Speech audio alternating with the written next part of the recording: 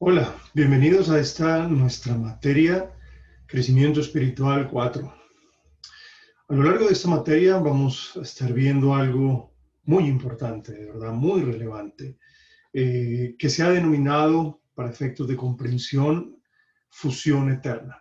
¿Qué es esto de fusión eterna? La fusión eterna es aquella unidad completa, perfecta, íntegra, total, que nosotros como creyentes, como cristianos, como hijos de Dios, pertenecemos a toda la familia de Dios, a todo el ámbito del reino de los cielos, a toda la iglesia de Cristo, pero específicamente a la persona de Jesús.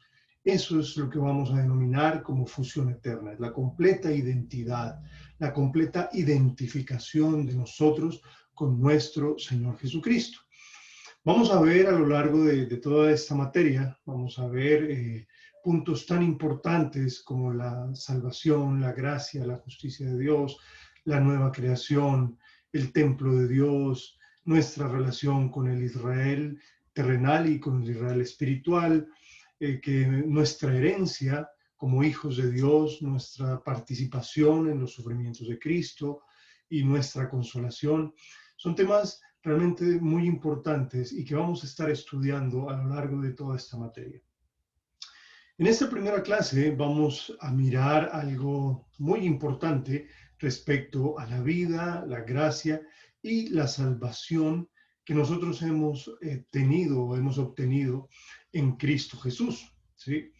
En la vida cristiana obtenemos una nueva identidad, ¿sí? Esto se logra, obviamente, cuando nosotros nacemos de nuevo, cuando nosotros hemos entregado nuestra vida a Jesucristo y Él, a través de su Espíritu Santo, nos hace nacer de lo alto. Pertenecemos ya a una familia celestial, nuestra ciudadanía está en los cielos, pertenecemos al reino de Dios y de su Hijo Jesucristo.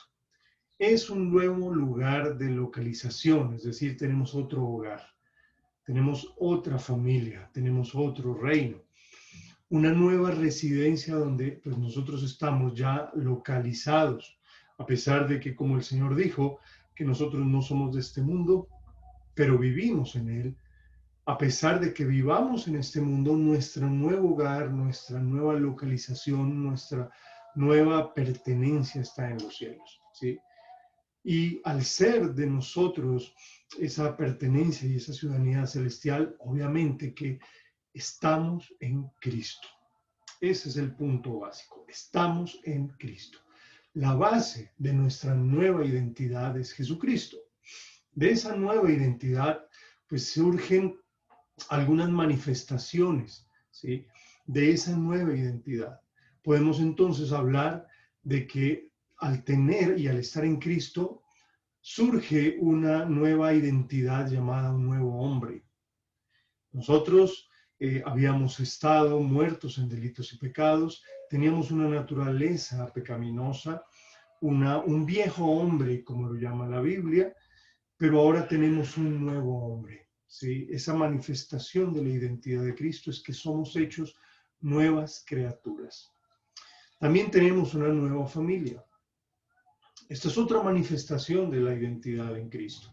Antes pertenecíamos al mundo, al sistema de este mundo, antes pertenecíamos también al sistema adámico, ¿sí? Que venía de generación en generación transmitiendo toda la carga pecaminosa, toda herencia pecaminosa, toda esa genética espiritual de pecado en nosotros, ¿sí? Y esa genética la heredamos de nuestros padres al concebirnos. Y esa era nuestra familia, una familia terrenal. Pero ahora tenemos una nueva familia, que es una nueva familia celestial, porque como está escrito, a todos los que recibieron al Señor Jesucristo, a los que creen en su nombre, les dio potestad de ser hechos hijos de Dios. Entonces, ya no tenemos esa identidad pecaminosa, ya no tenemos esa familia, esa genética pecaminosa, sino que ya pertenecemos a la familia espiritual, a la familia celestial en Cristo Jesús, al haberle entregado nuestras vidas y al haber nacido de nuevo. También estamos Otra manifestación de esta identidad en Cristo es que pertenecemos a otro reino. La palabra de Dios dice que nosotros, antes de Cristo, pertenecíamos al reino de las tinieblas. Y al pertenecer a ese reino de las tinieblas, estábamos sujetos al rey de ese reino, que era Satanás, el diablo. ¿Y por qué pertenecíamos a ese reino y teníamos por rey a Satanás? Porque nosotros heredamos esa naturaleza adámica y por consiguiente nosotros estábamos en rebelión contra Dios, en desobediencia contra Dios por causa del pecado de Adán. Y por eso Satanás tomó la autoridad de los seres humanos para gobernarlos, para manipularlos y para llevarlos enceguecidos a una condenación eterna. Ese es el reino de las tinieblas y tiene un rey y tiene sus leyes. Pero ahora nosotros, como dice la Escritura, fuimos trasladados del reino de las tinieblas al reino de Jesucristo, ¿sí? Por causa de esta salvación tan grande que el Señor nos otorgó y al haber aceptado a Jesucristo como nuestro Señor, como nuestro Salvador, toda la deuda fue cancelada, toda la paga del pecado fue cancelada y toda autoridad que Satanás tenía sobre nosotros fue cortada y fue anulada por el poder del Espíritu de Dios al implementar en nosotros esta salvación tan grande que nos ha sido dada. Tenemos también unas nuevas leyes. Antes operaba, como dice la Escritura, en nosotros la ley del pecado y de la muerte, porque esa ley fue la que entró al mundo por causa de la desobediencia de un hombre que fue Adán. Y esa ley empezó a reproducirse en todos los seres humanos que fueron engendrados a imagen y semejanza de Adán, ¿sí? Entonces esa ley del pecado y de la muerte ha hecho todos los estragos que nosotros vemos hoy en día. Pero ahora tenemos una nueva ley, que es la ley del Espíritu de vida en Cristo Jesús. Tenemos la ley del Señor escrita en nuestras mentes y en nuestros corazones. Y también otra manifestación de esta identidad maravillosa con Jesucristo es que tenemos una nueva historia, ¿sí? Así como la historia de la humanidad fue partida en dos, por nuestro Señor Jesucristo, que fue antes de Cristo y después de Cristo, como leemos en todos los textos de historia y como también es un código para establecer las fechas, ¿cierto?, de toda la historia de la humanidad, es un punto de referencia. Nosotros también tenemos un punto de referencia. Nosotros éramos una cosa antes de Cristo, antes de recibir a Cristo, antes de ser salvados y pertenecer al reino del Señor Jesucristo, y otra es después, ¿sí? Como dice la Escritura, porque todo aquel que está en Cristo es una nueva criatura. Las cosas viejas pasaron y aquí todas son hechas nuevas. Ahora, estas manifestaciones o estas ramificaciones, ¿sí?, que salen de nuestra unidad, de nuestra identidad, de nuestra unión con Cristo, son nuestra nueva identidad, ¿sí? A esto es que nosotros nos referimos como fusión eterna, ¿sí? Es nuestra nueva identidad y que vamos a lo largo de toda esta materia a ir desglosando, estudiando y profundizando, ¿sí? Es nuestra nueva identidad, es nuestro nuevo lugar de localización, es nuestro punto de referencia, es donde nosotros tenemos que partir para poder vivir la vida cristiana en toda su dimensión mientras estemos aquí en la tierra, ¿sí? Es nuestra nueva cultura, es nuestra nueva vida.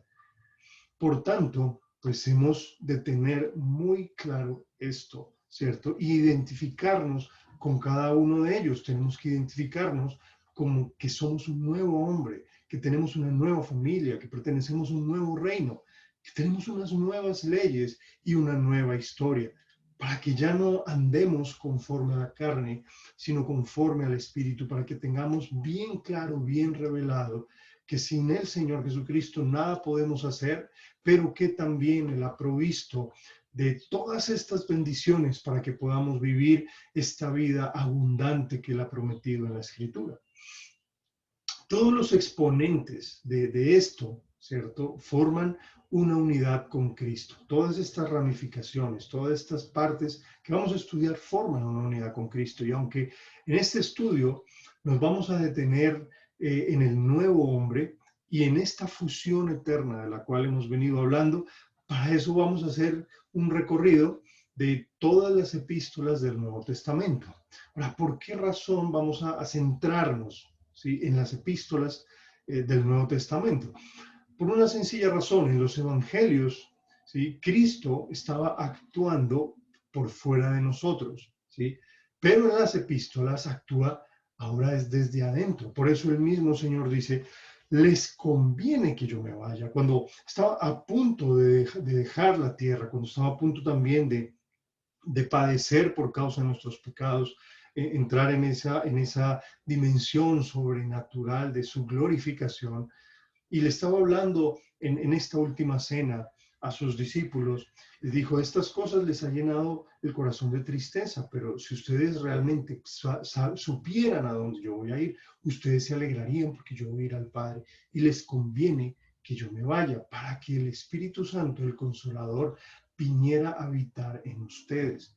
Entonces, por eso de que en las epístolas se revela ahora es a Cristo en nosotros, la esperanza de gloria. ¿Sí? A Cristo en nosotros, la esperanza de gloria por medio del Espíritu de Dios. Es en estas epístolas vemos entonces la obra del Mesías glorificado, porque Él ascendió al cielo y fue glorificado, se sentó a la diestra del trono de la majestad en las alturas, desde ahí esperando hasta que todos sus enemigos se han puesto por estrado de sus pies.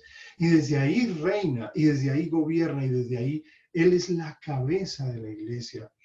Y es el Señor actuando y viviendo en una plena comunión con su iglesia. Allá es donde tenemos que mirar, y allá es donde tenemos que apuntar. Por eso es Mesías glorificado y está actuando sobre sus discípulos, sobre su iglesia, después de la unión o fusión espiritual en Cristo, cuando ya cada creyente ha sido lavado, ha sido regenerado y ha sido unido, identificado completamente en Cristo. ¿Sí? Como lo dice 2 Corintios capítulo 5, versículo 16. De manera que de aquí en adelante a nadie conocemos según la carne, ¿sí? Y aunque conocimos a Cristo según la carne, ya no le conocemos así. Entonces la clave para ese conocimiento, ese conocer a Cristo, está en la revelación y manifestación de nuestra unión con Cristo, ¿sí? Esa fusión completa, donde ya no hay dos personas, sino uno, ¿sí? Ya no somos Cristo y nosotros, ya somos uno en Cristo, ¿sí? Esa es la clave de la fusión eterna que vamos a estudiar.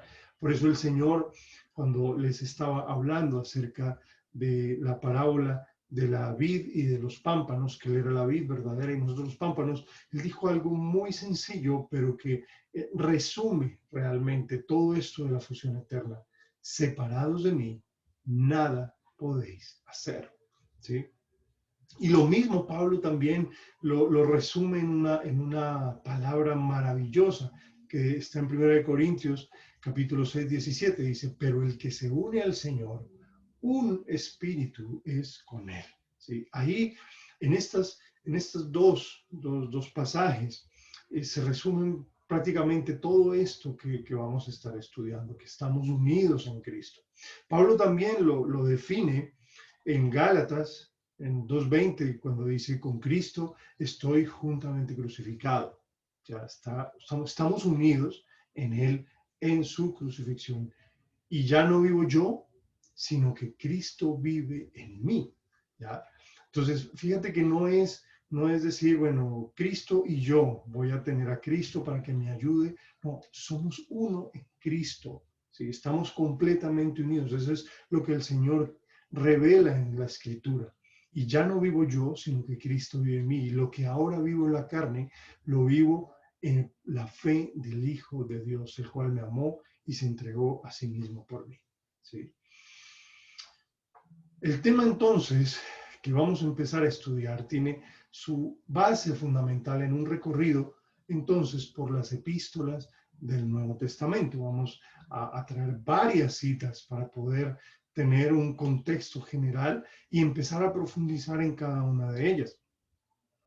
Y vamos a encontrar entonces, y vamos a empezar a desglosar qué significa estar unido con Cristo. Esto es lo más importante, ¿sí? Es la fusión, ¿sí? Fusión es cuando dos elementos se unen en una sola cosa, en una sola masa, en una sola unión, para no poderse separar, fusionados completamente, ¿sí? Los resultados que se derivan entonces de esa unión y las consecuencias prácticas que le siguen es lo que vamos a empezar a analizar, ¿sí? Por eso en cada lección y en cada clase que nosotros vamos a ir estudiando, entonces va a estar completa y va a estar compuesta por tres cosas básicas. Lo primero es entonces, a qué estamos unidos y en qué características estamos unidos a Cristo.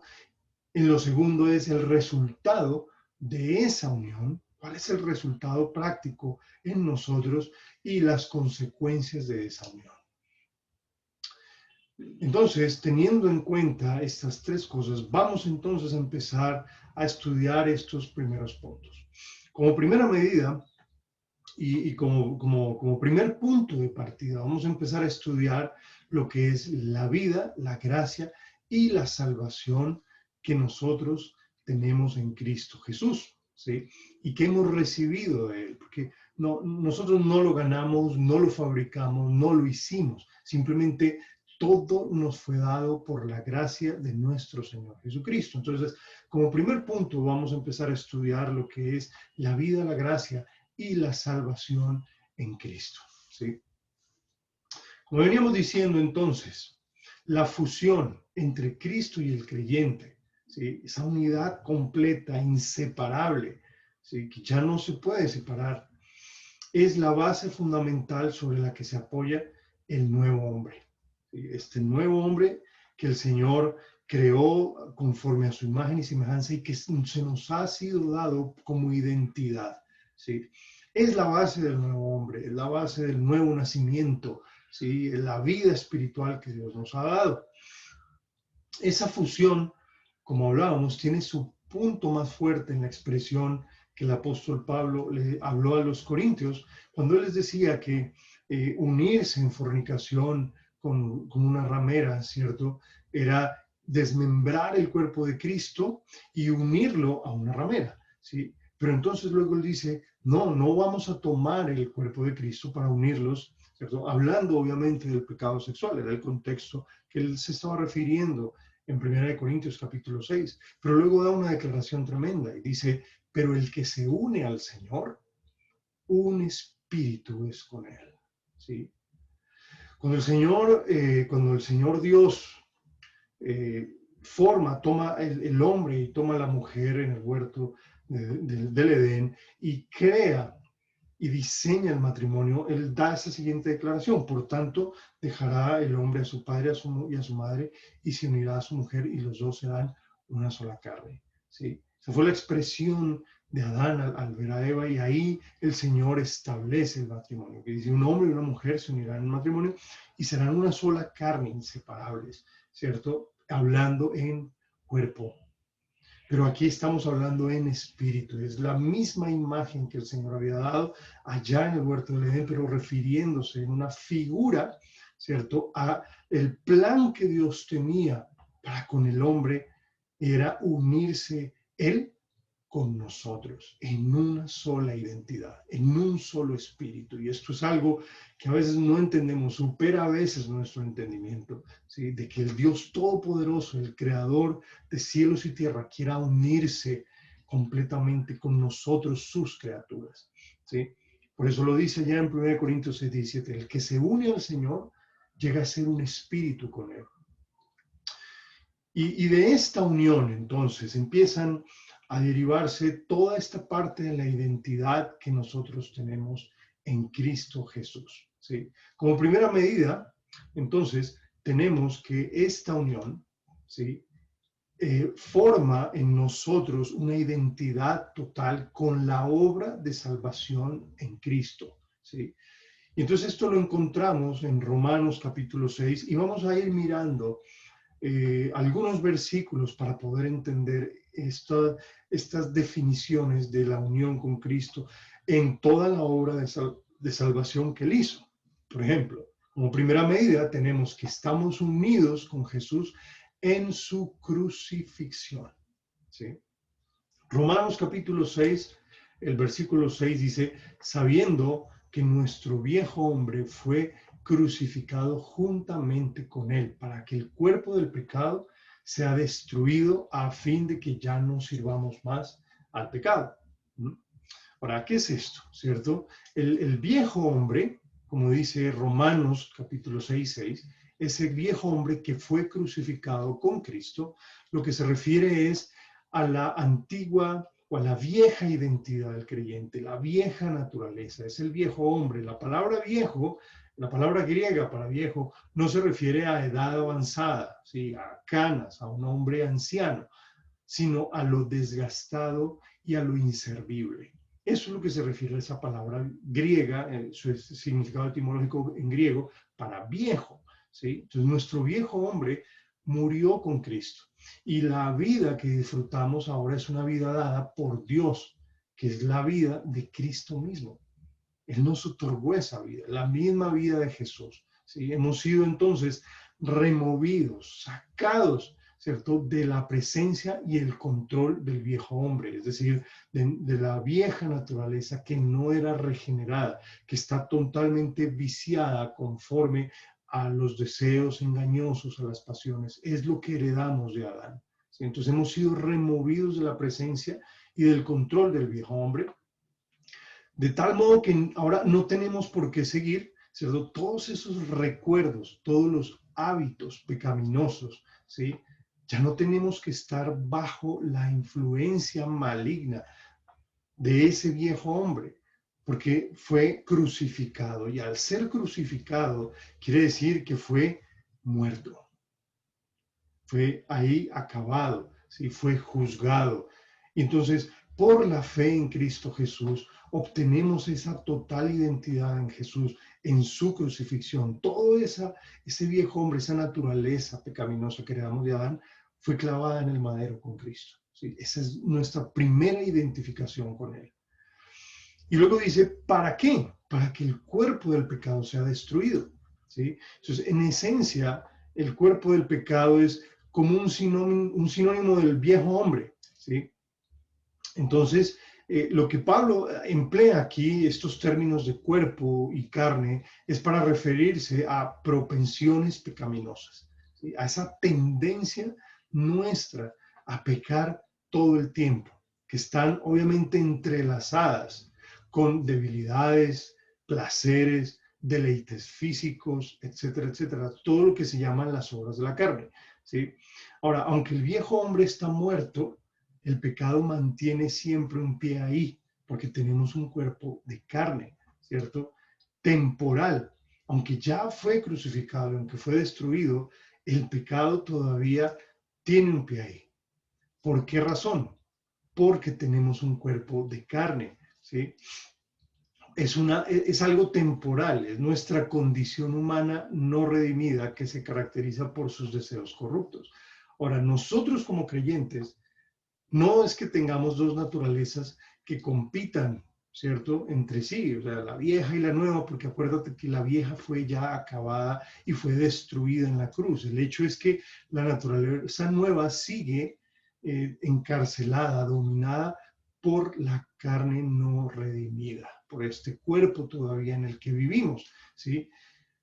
Eso es a lo que se refiere cuando dice el cuerpo del pecado, esa naturaleza sea destruida, ¿ya? Y entonces, por eso, en Romanos, también capítulo 6 se nos dice, ahora que podemos presentar este cuerpo en el cual batallan esos deseos para que sean instrumentos de la santidad divina, instrumentos de justicia. ¿Sí? Cuando se refiere a que entonces el cuerpo sea destruido, no se refiere solamente a este cuerpo, es simplemente la naturaleza pecaminosa que ya no tiene poder, incapaz de seguir operando para llevarnos a la esclavitud del pecado. Ahora, así como fuimos identificados en la crucifixión del Señor, ¿sí?, también hemos sido unidos, identificados también en su muerte. Romanos 6.3 dice, ¿no sabéis que todos los que hemos sido bautizados en Cristo Jesús hemos sido bautizados en su muerte? Entonces, Cuando nosotros fuimos bautizados, ¿cierto? En agua, no es que sea el hecho de que ahí morimos. Es un símbolo, obviamente, como lo dice Primera de Pedro, una aspiración de una buena conciencia hacia Dios. Pero cuando dice que fuimos bautizados en Cristo, es esa total identificación que el Espíritu de Dios nos lleva a unirnos al Señor en su muerte, ¿sí? Y entonces, cuando somos bautizados en su muerte, toda esa historia, ¿cierto? Toda esa historia de pecado queda anulada, porque cuando una persona muere, ha pagado la deuda, ¿sí? Si tú miras los asuntos legales, cuando una persona muere, las deudas quedan automáticamente anuladas. Y lo mismo sucede con nosotros. Toda la deuda del pecado, ¿sí? Quedó anulada, quedó cancelada, porque Cristo Jesús la canceló, pero también nosotros morimos en Cristo Jesús y ya no puede haber ninguna culpa, ninguna demanda legal hacia nosotros o en contra de nosotros por causa de nuestros pecados. También entonces hemos sido unidos con Jesús en su sepultura, ¿sí? O sea, dice, somos sepultados juntamente con Él para que por muerte, por el bautismo. Dice que fuimos sepultados. En el bautismo, ¿cierto? Es esa identificación, obviamente es un símbolo, pero es un acto de justicia en el cual nosotros proclamamos, ¿cierto? Por la fe que hemos creído en el Evangelio de nuestro Señor Jesucristo, que morimos al mundo, morimos al pecado, morimos a Satanás y vamos a ascender y a resucitar en una nueva vida. Entonces fuimos sepultados juntamente con Él para darle muerte a todo lo que veníamos hablando acerca de todas esas demandas legales y toda esa culpa y toda esa deuda que nosotros teníamos por causa del pecado. Y luego dice, sigue diciendo en Romanos 6, versículo 4, a fin de que como Cristo resucitó de entre los muertos por la gloria del Padre, así también nosotros andemos en una vida nueva. Qué maravilloso es esto de la sepultura, ¿sí? Fuimos sepultados, pero tiene que darse primero la sepultura. ¿Y por qué? Para poder resucitar, ¿sí? Para poder resucitar a una nueva vida. Toda esa naturaleza pecaminosa fue crucificada, fue juzgada en Cristo, fue crucificada en Cristo, se le dio muerte en Cristo, se sepultó también con Cristo, completamente pasada, olvidada y cancelada, para poder entonces, ahora sí, resucitar a una nueva vida en Cristo, ¿cierto? Y ese es el punto número 4. Hemos sido unidos con Jesús también en su resurrección. Como lo dice Romanos capítulo 6, es nuestro pasaje central para poder identificarnos con Cristo y para poder estudiar esto. Es Romanos 6, versículo 5, que dice, porque si fuimos plantados juntamente con Él en la semejanza de su muerte, ¿ya? ¿Y cuál es la semejanza de su muerte? Lo que hemos venido hablando hasta ahora, que nuestro viejo hombre fue crucificado con Cristo, el cuerpo del pecado fue destruido, es decir, fue anulado, se le quitó todo el poder para que ya no siguiéramos sus deseos y sus pasiones engañosas que nos llevan al pecado. Fuimos también muertos con Cristo, toda nuestra historia, todas nuestras deudas, el acta de condenación fue cancelada cuando Cristo murió. Nosotros también estábamos muriendo, fuimos sepultados para que eso nunca más se vuelva a levantar. Y por causa entonces de todo eso, si fuimos plantados en esa semejanza de la muerte de Cristo, si nos identificamos con toda esa muerte, entonces también vamos a identificarnos con su resurrección, es decir, una nueva vida controlada totalmente por el Espíritu de Dios, lo que se llama ser llenos del Espíritu de Dios, la vida espiritual que Dios ha prometido, la vida abundante, para que podamos disfrutar de toda la gracia, de todo el poder, de toda la unción, la misericordia y la bendición en Cristo Jesús. También lo dice en Colosenses, lo dice, sepultados con él en el bautismo, en el cual fuisteis también resucitados con él mediante la fe en el poder de Dios que le levantó de los muertos, ¿ya? Entonces, es para eso. Estamos viendo paso a paso, toda esta identificación, toda esta unión y toda esta fusión en Cristo Jesús, ¿sí? También hemos sido unidos con Cristo en su exaltación.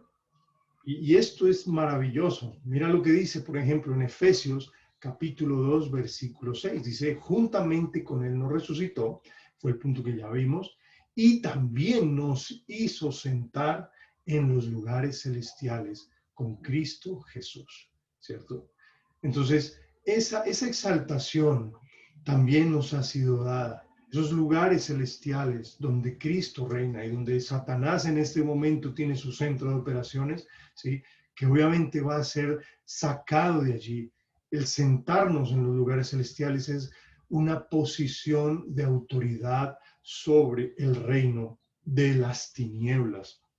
Ya no tenemos que estar sujetos a todos los designios de Satanás a través del mundo, a través del pecado, a través de la carne, sino que el Señor ya nos exaltó en Cristo Jesús.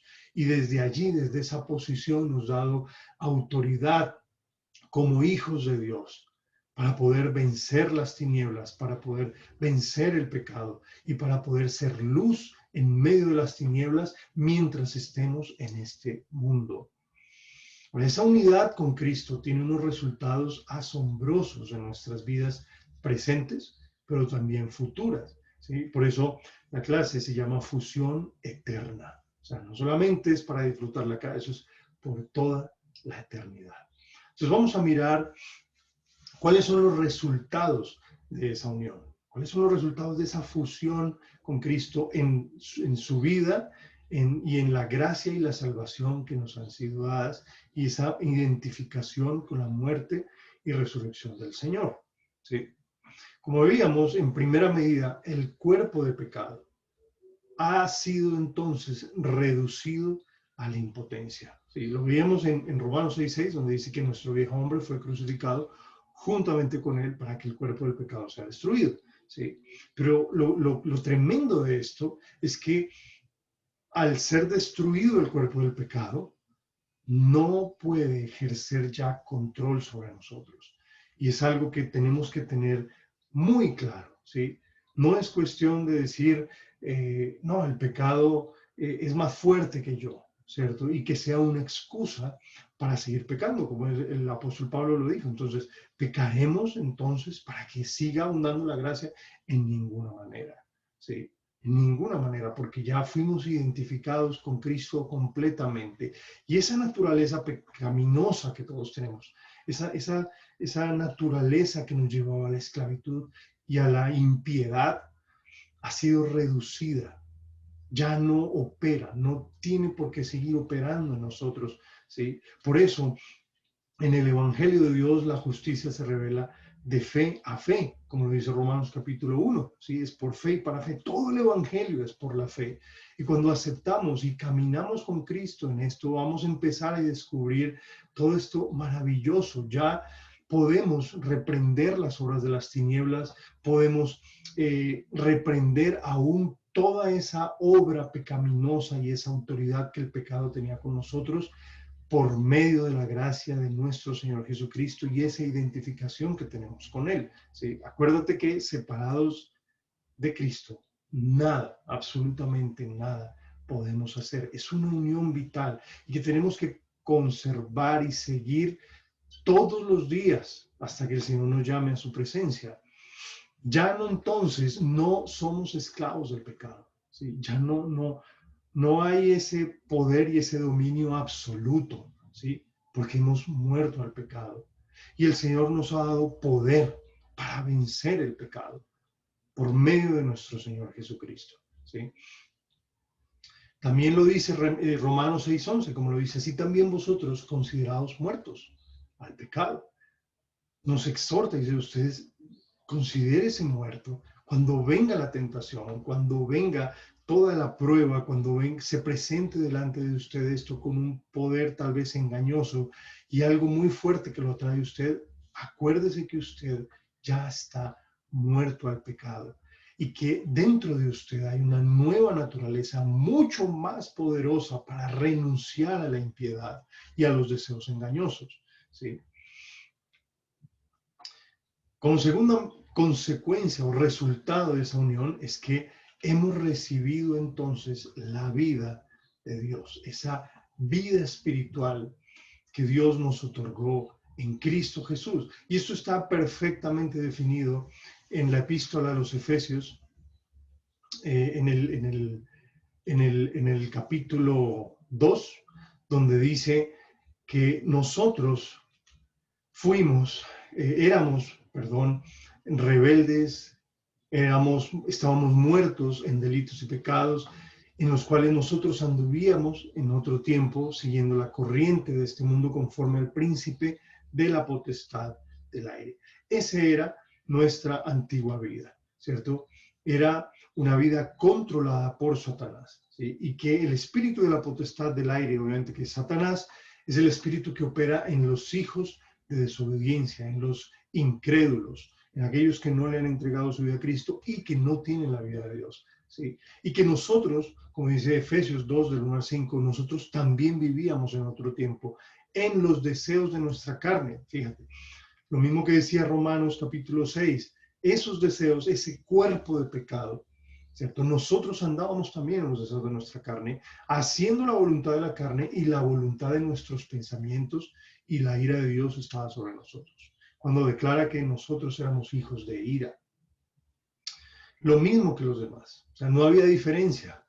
Pero Dios, que es rico en misericordia, sigue leyendo Efesios 2, del 1 al 5, por su gran amor con que nos amó, aún nosotros estando muertos en pecados, ¿sí?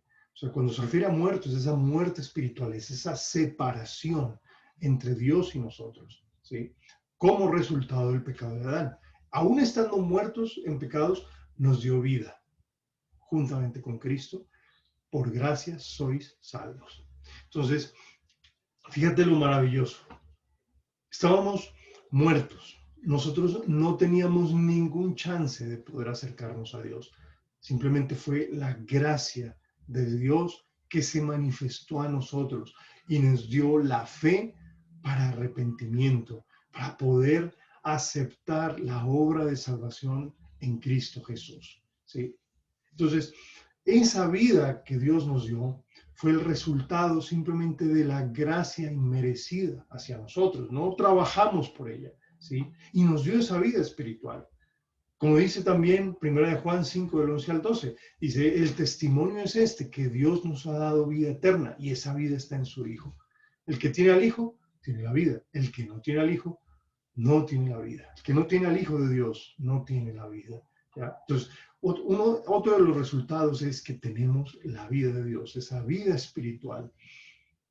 No solamente es la vida física, esta vida terrenal, sino es la vida espiritual, la que desciende de lo alto, la misma vida del Hijo de Dios. Como tercera consecuencia de esta unión con Cristo, ¿cierto? Hemos recibido la entrada a la gloria de Dios. ¿Sí? Esto es increíble. ¿Y por qué razón? También por su gracia. Fíjate lo que dice Romanos 5:2. Dice, justificados pues por la fe, tenemos paz para con Dios por medio de nuestro Señor Jesucristo, por quien también tenemos entrada por la fe a esa gracia en la cual estamos firmes y nos gloriamos en la esperanza de la gloria de Dios. Entonces, por esa esperanza de la gloria de Dios, hemos recibido, la recibimos por gracia, ¿sí? Por toda la gracia y la misericordia de Dios. Podemos acercarnos a la presencia de Dios, podemos acercarnos al trono de la majestad en las alturas y no ser consumidos y no ser rechazados, porque tenemos esa vida espiritual que Dios nos dio. Y mira lo que dice Romanos 5:17 más adelante. Dice, por esta gracia recibida reinamos en vida. Pues si por la transgresión de un solo reinó la muerte, que fue Adán, por esa transgresión que Adán hizo reinó la muerte, mucho más reinarán en vida por uno solo Jesucristo los que reciben la abundancia de la gracia, ¿sí? O sea, cuando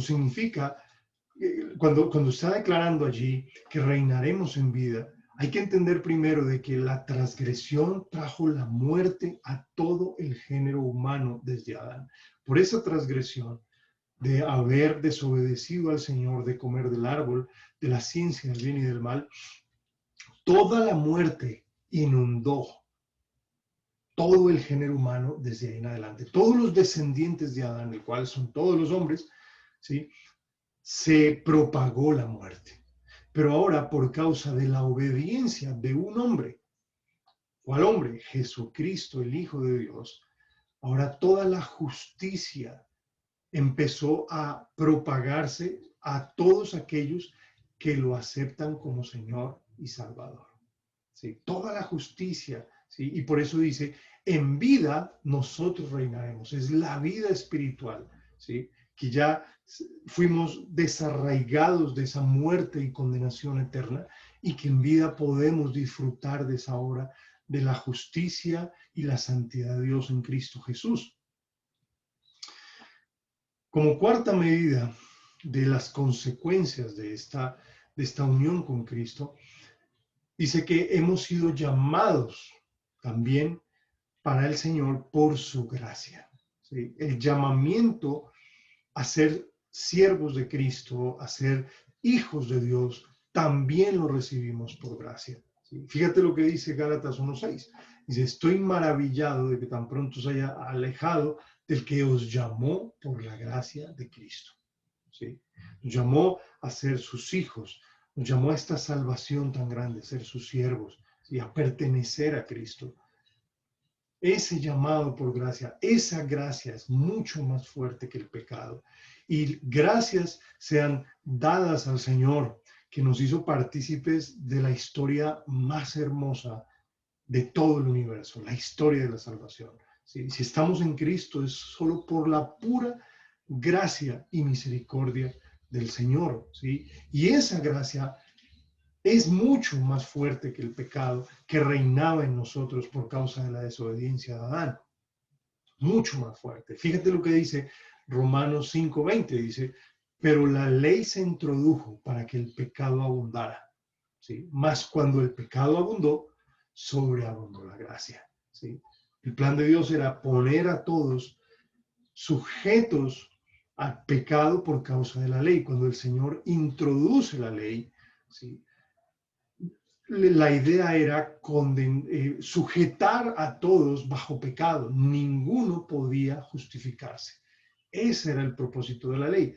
Y cuando entra la ley, el trabajo de la ley es exacerbar el pecado, porque cuando tú eres, digamos, un adúltero, pero no hay una ley que diga que está mal, ¿cierto? Pues eres libre de toda culpa. Pero cuando se introduce la ley, lo que hace es aumentar el pecado en nosotros, ¿sí? Porque la ley no nos puede quitar la naturaleza pecaminosa. La ley lo que hace es condenar, juzgar, señalar el pecado, ¿sí? No es que la ley sea mala, como lo dice Romanos capítulo 7, es justa, ¿sí? Pero la ley no podía salvar. Entonces, cuando el pecado sobreabundó, cuando el pecado abundó en el género humano, en la consumación de los tiempos, sobreabundó la gracia en Cristo Jesús. ¿Sí? Esto es increíble. La gracia es más fuerte que el pecado. Por eso, después del apóstol Pablo decir, miserable de mí, ¿quién me librará de este cuerpo de muerte? Aparece la gloriosa respuesta. Cuando el apóstol Pablo está diciendo, con mi mente sirvo a Dios, pero con mi cuerpo sirvo a la ley del pecado, ¿cierto? Y encuentro que soy un miserable, porque no puedo luchar contra esta naturaleza. Es algo que me consume y me lleva a la muerte. Y estando en esa discusión, aparece la respuesta maravillosa. Miserable de mí, ¿quién me librará de este cuerpo de muerte? Y luego dice, gracias sean dadas a Dios por medio de nuestro Señor Jesucristo. Hay otras versiones que traducen la gracia de Dios por medio de Jesucristo. ¿Sí? Es lo único que nos libra del pecado. Toda esa gracia maravillosa que nos ha sido otorgada en Cristo. Y hemos recibido entonces también la salvación tan grande, ¿cierto? Y esto vamos a estudiarlo en algunos puntos muy importantes. ¿sí? Efesios 2:8, acuérdate que dice, por gracia sois salvos por medio de la fe, y esto no es de vosotros, pues es un don de Dios. La salvación también es un resultado, la salvación de nuestras almas es un resultado de estar unidos a Cristo, ¿sí? Y dice que fue por la fe, ¿sí? Y lo mismo Tito, en la epístola a Tito, en el capítulo 3, versículo 4 y 5, dice, pero cuando se manifestó la bondad de Dios nuestro Salvador y su amor para con los hombres, nos salvó, no por obra de justicia que nosotros hubiéramos hecho, sino por su misericordia, ¿sí?